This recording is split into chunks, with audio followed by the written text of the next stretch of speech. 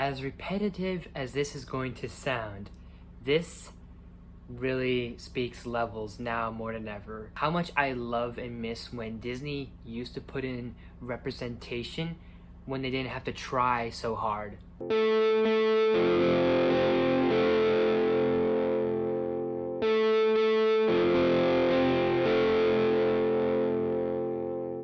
Hey there guys, welcome back to another awesome video, and with today the official debut to the entire world of Tiana's Bayou adventure over the Magic Kingdom. We're going to talk about, for today's movie review, we're going to talk about the movie that came from it all, Princess and the Frog. So Princess and the Frog is loosely around the same fairy tale, but this time we have the prince who is turned into a frog. He turns the princess Tiana into a frog, and now both of them have to basically go on this whole big adventure, get themselves married, become human again, and achieve their dreams and desires. So this movie is directed by John Musker and Ron Clements, and I'm not 100% familiar with them, but I think they are either directors or animators that worked on things like Aladdin, and I want to say, for whatever reason, part of me wants to say Mulan. I don't know why, but I really know for a fact that these two worked on Aladdin.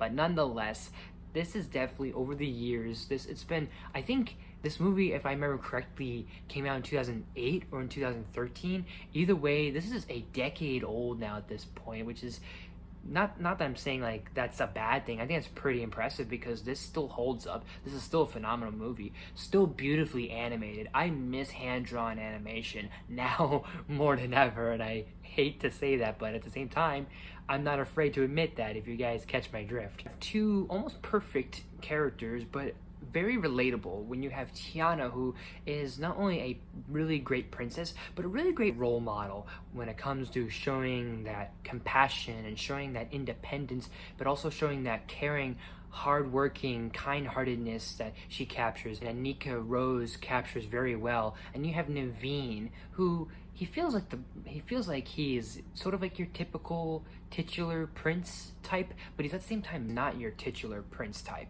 He has the characteristics of like your titular prince. He's charismatic, he's royalty, I'm the prince, but at the same time he's got this like side of him that you feel sympathetic for, that he doesn't know how to do anything and doesn't know how to do anything in life because he never was taught how to he wasn't really taught how to operate life.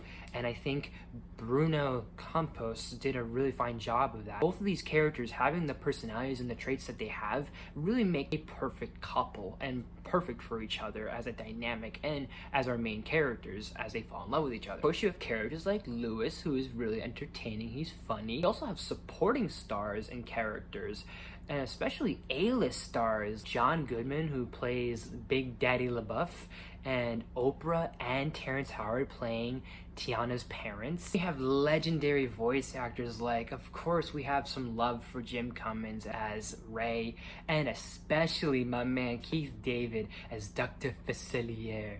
Just so oozing with such great iconicness, and definitely probably one of the best parts of this movie for sure. You will definitely love the villain because he's just one to really rave about, and probably one of the very last Disney animated villains, or Disney villains that was just an evil villain just to be evil and have fun being evil, and Keith David really embodied that so well. It's an awesome song like Friends on the Other Side, and I love this specific moment when he's talking to Lawrence, Naveen's like assistant or butler, about how these rich folk won't give him such a sideways glance. I just feel like that's very compelling, and it's very implying to how Facilier feels as a person, and maybe it could be implying something else.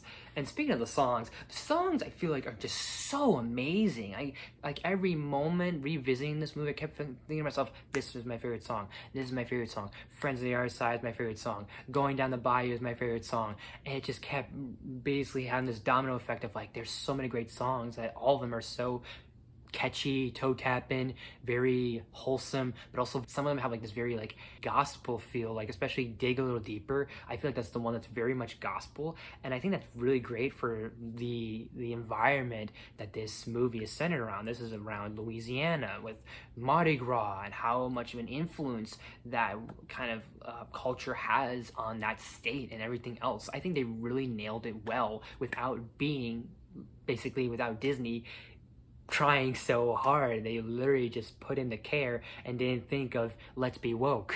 They just literally did it because it was a great thing to add. It was just perfect for the narrative and perfect for the story, and pretty much almost everything is perfect in this film. I also want to highlight when we see Terrence Howard as the father of Tiana, it's just so heartwarming and so wholesome, and he's not in the movie for very long, but he really leaves a very big impact throughout this film. Everything about this movie is just pretty much just perfect, but I don't know what it is.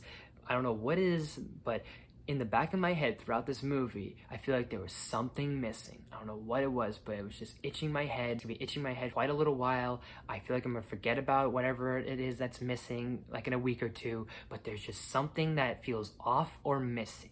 I don't know if it's when we reach the lie reveal story that feels too cliche. I don't know if that feels too rushed. I don't know if it's the fact that Tiana and drfacilier don't really interact as much as you'd think they would.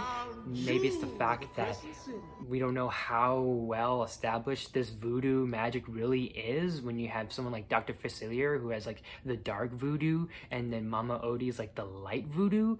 Like where's the borderline of like what's considered good and what's considered bad voodoo and witch doctory and sorcery and all that magic? Do those two characters know each other personally? Is this movie missing more drfacilier? Maybe that could be the case. Maybe that is the fact. I mean, I wouldn't complain if we got more Keith David. I would love more Keith David any day. So that's a plus for me and a bonus for me if you give me more Keith David and more Facilier. So maybe that's the problem. Maybe that's the issue. But that aside, I feel like there is something here that I'm grasping at straws.